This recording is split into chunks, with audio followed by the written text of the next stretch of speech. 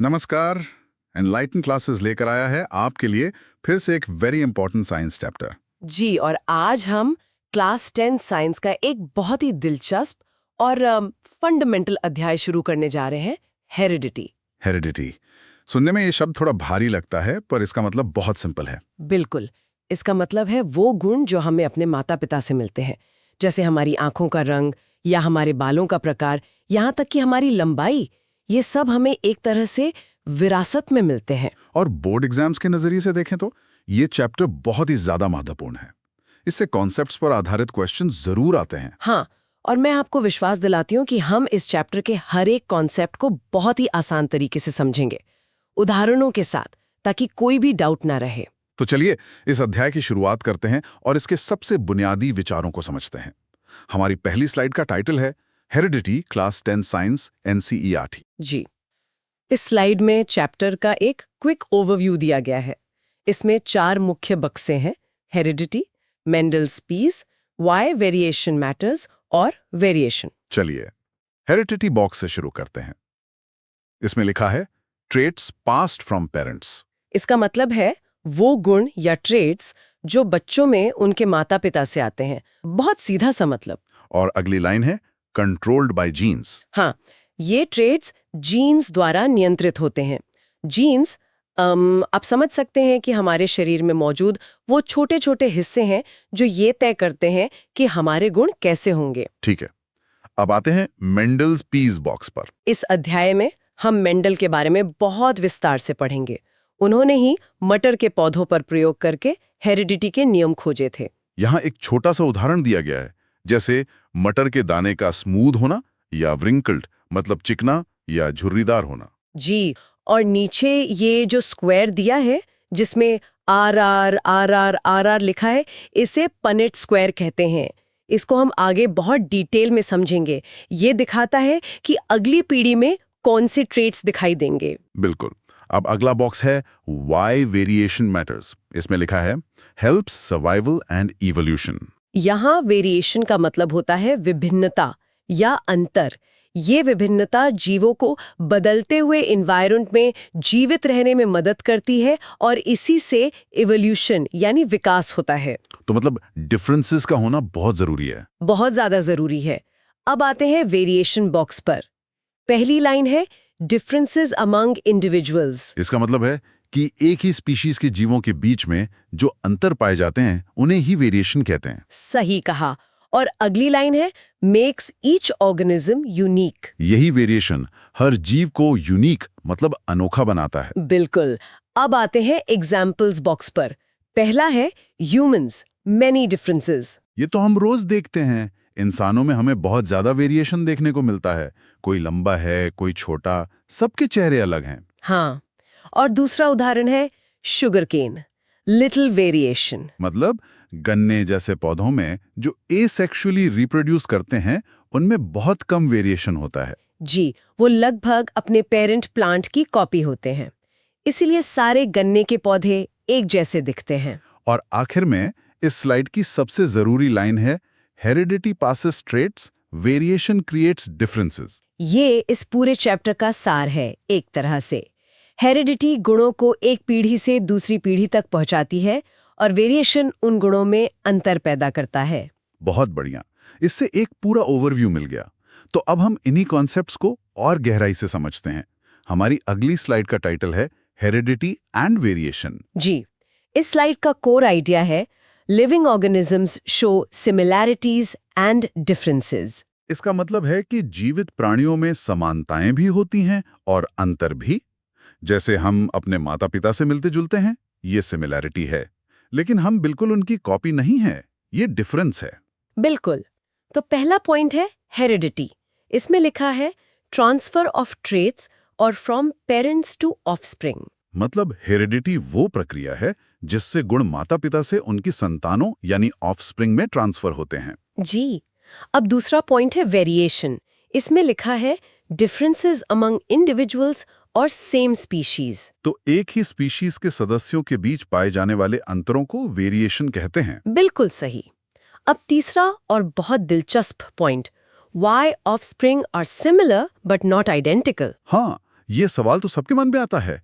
यहाँ लिखा है traits inherited plus small changes. तो बच्चे अपने माता पिता के जैसे इसलिए दिखते हैं क्योंकि उन्हें ट्रेट्स विरासत में मतलब इनहेरिट होते हैं, लेकिन वो बिल्कुल कॉपी इसलिए नहीं होते क्योंकि रिप्रोडक्शन की प्रक्रिया में कुछ छोटे छोटे बदलाव, स्मॉल चेंजेस भी आते हैं। अच्छा, अब चौथा पॉइंट है वेरिएशन इन रिप्रोडक्शन। इसमें दो हिस्से हैं, एसेक्सुअल और सेक्सुअल। पहले एसेक्सुअल रिप्रोडक्शन देखते हैं। लिखा है वेरी लेस वेरिएशन। हाँ, एसेक्सुअल रिप्रोडक्शन में जहां केवल एक ही पेरेंट शामिल होता है, वहां वेरिएशन बहुत ही कम होता है। और ये बोर्ड एग्जाम में 1 मार्क का क्वेश्चन आ सकता है कि किस तरह के रिप्रोडक्शन में वेरिएशन कम होता है। बिल्कुल। अब है सेक्सुअल रिप्रोडक्शन। यहां लिखा है मोर वेरिएशन। सेक्सुअल रिप्रोडक्शन में जहां 2 पेरेंट्स शामिल होते हैं, वहां जीन्स के मिलने से वेरिएशन बहुत ज्यादा होता है। ठीक है।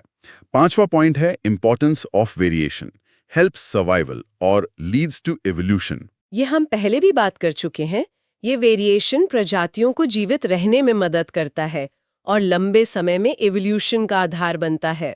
छठा पॉइंट एक बेहतरीन उदाहरण है, एग्जाम्पल शुगरकेन वर्सेस ह्यूमंस। हाँ, इसमें लिखा है शुगरकेन एसेक्सुअल सिमिलर और ह्यूमंस सेक्सुअल डिफरेंट। मतलब गन्ना एसेक्सुअल रिप्रोडक्शन से उगता है, इसलिए पौधे एक जैसे होते हैं, और इंसान सेक्सुअल रिप्रोडक्शन से पैदा होते हैं, इसलिए सब अलग-अलग दिखते हैं। जी, और आखिर में सबसे जरूरी exam point, variation is important for survival and evolution of species. इस लाइन को तो याद ही कर लेना चाहिए।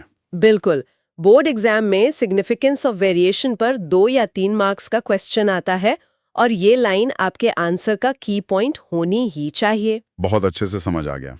अब हम ये समझेंगे कि ये वेरिएशन इकट्ठा कैसे होता है। अगली स्लाइड का टाइटल है accumulation of variation during reproduction. Accumulation का मतलब है जमा होना। तो हम देखेंगे कि रिप्रोडक्शन के दौरान ये वेरिएशन पीढ़ी दर पीढ़ी कैसे इकट्ठा होता है। इसका कोर आइडिया है new variations are added in every generation during reproduction. मतलब हर नई पीढ़ी में कुछ नए अंतर या बदलाव जुड़ते जाते हैं। पहला पॉइंट है इनहेरिटेंस फ्रॉम प्रीवियस जनरेशन। इसमें लिखा है ट्रेट्स पास्ड फ्रॉम पेरेंट्स और basic body plan remains same. इसका मतलब है कि हमें अपने माता पिता से ट्रेट्स तो मिलते हैं और हमारा जो बेसिक बॉडी प्लान है, जैसे 2 हाथ 2 पैर, वो वैसा ही रहता है, लेकिन उस पर छोटे छोटे वेरिएशंस जुड़ते जाते हैं। ठीक है। दूसरा पॉइंट है creation of new variations. Small changes occur in every generation. जी, यहाँ डायग्राम में भी देख सकते हैं जेन 1 से जेन 2, फिर जेन 3। हर जनरेशन में एक नया वेरिएशन, एक नया रंग पैदा हो रहा है। अब तीसरा point variation in asexual reproduction. DNA कॉपिंग errors, very less variation. Asexual reproduction में वेरिएशन का जो मुख्य कारण है वो है डीएनए कॉपी होने में होने वाली छोटी मोटी गलतियां, इसलिए वेरिएशन बहुत कम होता है। और चौथा पॉइंट है variation in sexual reproduction, mixing of genes, more diversity. हाँ, सेक्सुअल रिप्रोडक्शन में माता और पिता दोनों के जीन्स मिक्स होते हैं, इससे बहुत ज्यादा डाइवर्सिटी यानी विविधता पैदा होती है। पॉइंट 5 है accumulation over generations, variations add up over time। Diagram में ये साफ दिख रहा है जेन 1 से जेन 4 तक कैसे अलग-अलग वेरिएशन समय के साथ पॉपुलेशन में जमा होते जा रहे हैं। अच्छा, अब छठा पॉइंट है role of environment. Environment selects useful variations. यहाँ नेचुरल सिलेक्शन का कॉन्सेप्ट आता है। हमारा वातावरण, एनवायरनमेंट, ये तय करता है कि कौन सा वेरिएशन फायदेमंद है। जो वेरिएशन जीव को जीवित रहने में मदद करता है, प्रकृति उसे चुन लेती है। तो सातवां पॉइंट इसी से जुड़ा है, link with evolution. Selected variations lead to evolution. बिल्कुल, जब फायदेमंद वेरिएशंस पीढ़ी दर पीढ़ी जमा होते जाते हैं तो लाखों सालों में एक नई प्रजाति बन जाती है और इसी प्रक्रिया को एवोल्यूशन कहते हैं। तो इस स्लाइड का एग्जाम पॉइंट है accumulation of variations over generations results in evolution। जी, और ये एवोल्यूशन की सबसे सटीक परिभाषा है। बोर्ड एग्जाम में 3 मार्क्स का क्वेश्चन सीधा यहीं से आता है। इस लाइन को अच्छे से समझकर याद कर लेना चाहिए। बिल्कुल। अब एक बार फिर से हेरिडिटी के अर्थ को और स्पष्ट रूप से समझते हैं। अगली स्लाइड है मीनिंग ऑफ हेरिडिटी। जी, इसका कोर आइडिया है heredity is the passing of traits from parents to offspring. ये एक बेसिक डेफिनेशन है। पहला पॉइंट है definition of heredity. Transfer of characters from one generation to next. यह हेरिडिटी की टेक्स्ट बुक डेफिनेशन है। इसे एग्जाम में 1 मार्क के लिए लिखना होता है। कैरेक्टर्स का एक पीढ़ी से दूसरी पीढ़ी में ट्रांसफर होना ही हेरिडिटी है। ठीक है। दूसरा point, transmission of traits. Traits come from both parents. मतलब एक बच्चे को गुण उसकी माँ और पिता दोनों से मिलते हैं। तीसरा पॉइंट भी बहुत इंटरेस्टिंग है, similarities and differences. Same parents different children. हाँ, एक ही माता पिता के बच्चे भी आपस में अलग अलग दिखते हैं। ऐसा इसलिए क्योंकि हर बच्चे को अपने माता पिता से जीन्स का एक यूनिक कॉम्बिनेशन मिलता है। अब है point 4, basic body design inheritance. Body structure remains similar, same basic body plan. Heredity ये सुनिश्चित करती है कि किसी भी प्रजाति का बेसिक बॉडी प्लान बना रहे। जैसे इंसान के बच्चे का बॉडी प्लान इंसान जैसा ही होगा, किसी और जानवर जैसा नहीं। और पांचवा पॉइंट है एग्जाम्पल्स फ्रॉम ह्यूमन पॉपुलेशंस, जैसे eye colour, hair type, height. ये सभी इंसानों में पाए जाने वाले ट्रेट्स के उदाहरण हैं जो हमें विरासत में मिलते हैं। और आखिर में एग्जाम पॉइंट है heredity explains similarities and differences among individuals of the same species. ये लाइन बहुत महत्वपूर्ण है। हेरिडिटी हमें ये समझाती है कि हम एक दूसरे से मिलते जुलते क्यों हैं और साथ ही हम एक दूसरे से अलग क्यों हैं। बिल्कुल साफ हो गया। अब हम बात करेंगे इनहेरिटेड ट्रेट्स की। अगली स्लाइड है इनहेरिटेड ट्रेट्स। जी, और हम समझेंगे कि ये अक्वायर्ड ट्रेट्स से कैसे अलग हैं। कोर आइडिया है traits passed from parents to offspring are called inherited traits. तो सबसे पहले मीनिंग ऑफ ट्रेट्स लिखा है, features of an organism. Trait का मतलब है किसी भी जीव की कोई भी विशेषता, जैसे आंखों का रंग या बालों का प्रकार। अब आता है सबसे जरूरी point, inherited versus acquired traits. हाँ, बोर्ड एग्जाम का ये एक बहुत ही पॉपुलर क्वेश्चन है। Differentiate between inherited and acquired traits 3 marks में अक्सर पूछा जाता है। तो पहले इनहेरिटेड ट्रेट्स देखते हैं। From parents by genes. ये वो ट्रेट्स हैं जो हमें जन्म से अपने माता पिता से जीन्स के माध्यम से मिलते हैं। और acquired traits developed during life, not inherited. ये वो ट्रेट्स हैं जो हम अपने जीवन में सीखते हैं या विकसित करते हैं, जैसे साइकिल चलाना, पढ़ना लिखना या किसी चोट का निशान। ये अगली पीढ़ी में ट्रांसफर नहीं होते। मतलब अगर कोई जिम जाकर मसल्स बना ले तो वो उसका एक्वायर्ड ट्रेट है, इनहेरिटेड नहीं। बिल्कुल सही। अब पॉइंट 3 है ऑब्जर्वेबल ट्रेट्स इन ह्यूमंस, जैसे height, eye colour, hair type. ये सब इनहेरिटेड ट्रेट्स के उदाहरण हैं। चौथा पॉइंट एक बहुत अच्छा उदाहरण है, एग्जाम्पल ईयरलोब टाइप। जी, फ्री ईयरलोब, अटैच्ड ईयरलोब। हमारे कान का जो निचला हिस्सा है जिसे ईयरलोब कहते हैं, वो या तो फ्री होता है या चेहरे से जुड़ा हुआ अटैच्ड होता है। डायग्राम में ये अंतर साफ दिख रहा है। हाँ, और ये एक क्लासिक इनहेरिटेड ट्रेट है। पांचवा पॉइंट एक एक्टिविटी है, activity earlobe inheritance. Observe earlobes of classmates. आप अपनी क्लास में भी देख सकते हैं कि कितने लोगों के ईयरलोब्स फ्री हैं और कितनों के अटैच्ड। आपको वेरिएशन देखने को मिलेगा। और एग्जाम पॉइंट है acquired traits are not inherited but inherited traits are pass through genes. ये सबसे जरूरी बात है। अक्वायर्ड ट्रेट्स आगे नहीं बढ़ते, केवल इनहेरिटेड ट्रेट्स ही जीन्स के जरिए अगली पीढ़ी तक पहुंचते हैं। बिल्कुल। अब हम उस महान वैज्ञानिक के बारे में पढ़ेंगे जिन्हें फादर ऑफ जेनेटिक्स कहा जाता है। हमारी अगली स्लाइड है Mendel and his contributions. Gregor Johann Mendel. इनका नाम इस चैप्टर में सबसे ज्यादा इंपॉर्टेंट है। कोर आइडिया है Gregor John Mendel is known as the father of genetics. पहला पॉइंट है Gregor Johann Mendel, Austrian monk, studied heredity. Mendel Austria के एक मठ में एक मंक थे और उन्होंने वहीं पर हेरिडिटी पर अपने ऐतिहासिक प्रयोग किए। अब दूसरा और बहुत ही जरूरी point, why Mendel chose P plants. ये बोर्ड एग्जाम में 2 या 3 मार्क्स का एक बहुत ही कॉमन क्वेश्चन है। आपको ये तीनों पॉइंट्स लिखने होंगे। पहला है इजी टू ग्रो, मतलब मटर के पौधे उगाने में आसान थे। दूसरा शॉर्ट लाइफ साइकिल, उनकी जीवन अवधि कम थी, जिससे कम समय में कई पीढ़ियों का अध्ययन किया जा सकता था। और तीसरा मेंडल्स कंट्रास्टिंग ट्रेट्स। ये सबसे जरूरी कारण है। मटर के पौधे में कई गुण ऐसे थे जो बिल्कुल साफ साफ अलग दिखते थे, जैसे लंबा या बौना, पीला या हरा बीज। ठीक है, तीसरा पॉइंट है contrasting characters studied.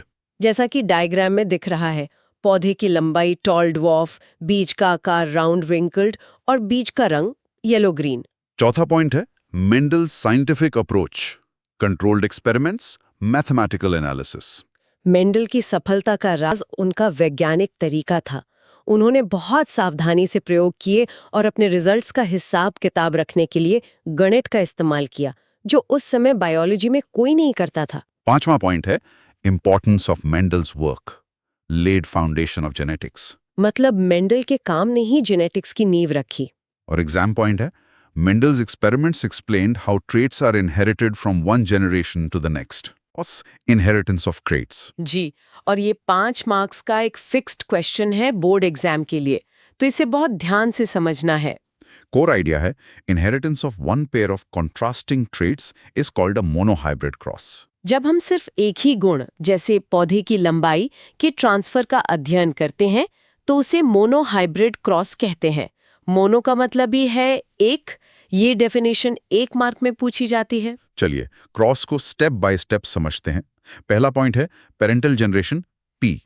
Parental generation P, tall plant TT x short plant TT. तो मेंडल ने एक शुद्ध लंबे टीटी पौधे का क्रॉस एक शुद्ध बौने स्मॉल टीटी पौधे से कराया। और फिर आए फर्स्ट जनरेशन F1। लिखा है first generation F1 only tall plants appear, all offspring TT tall. हैरानी की बात ये थी कि F1 जनरेशन में सभी पौधे लंबे थे। बौनापन कहीं गायब हो गया था। गायब हो गया? हाँ, एक तरह से छिप गया था। इससे ये पता चला कि टॉलनेस एक डोमिनेंट ट्रेट है जो शॉर्टनेस को छुपा देता है। अच्छा, अब तीसरा पॉइंट है second generation F2 short plants reappear, F1 cross TTXTT। जब मेंडल ने F1 जनरेशन के पौधों का आपस में क्रॉस कराया, तो F2 जनरेशन में वो बोने पौधे फिर से दिखाई दिए। वाह, तो वो ट्रेट खत्म नहीं हुआ था, बस छिपा हुआ था। बिल्कुल। अब इस क्रॉस को समझने के लिए हम प्यूनेट स्क्वायर को देखते हैं। जी, ये स्क्वायर बनाना बहुत जरूरी है। हाँ, हम एक पेरेंट टीटी के गैमीट्स टी ऊपर लिखते हैं और दूसरे के साइड में, फिर इन्हें मिलाते हैं। तो हमें मिलता है एक टीटी, 2 टीटी और 1 टीटी। बिल्कुल, और इसी से हमारे रेशियोज निकलते हैं। 0.5 है genotypic ratio, 1 TT, 2 TT, 1 TT. Genotype का मतलब है जेनेटिक मेकअप। तो F2 जनरेशन का जीनोटिपिक रेशियो है 1:1। हाँ, और ये रेशियो एग्जाम में जरूर पूछा जाता है। अब है 0.6 phenotypic ratio, 3 tall 1 short. Phenotype का मतलब है जो गुण बाहर से दिखाई देता है। क्योंकि टीटी और टीटी दोनों ही लंबे दिखेंगे, तो हमारे पास 3 लंबे पौधे और 1 बौना पौधा होगा। इसलिए फिनोटिपिक रेशियो है 3:1। समझ गया।